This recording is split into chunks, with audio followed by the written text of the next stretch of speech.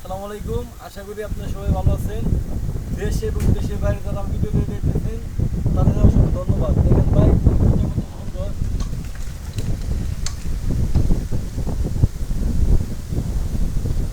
কৃষকরা মাঠে কাজ করতেছে, আবহাওয়া অনেক সুন্দর।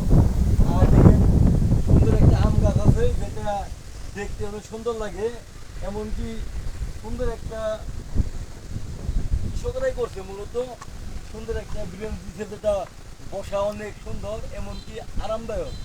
আর পরিবেশটা অনেক, আবহাওয়ার দিকে দেখলে অনেক ভালো, প্রচুর বাতাস।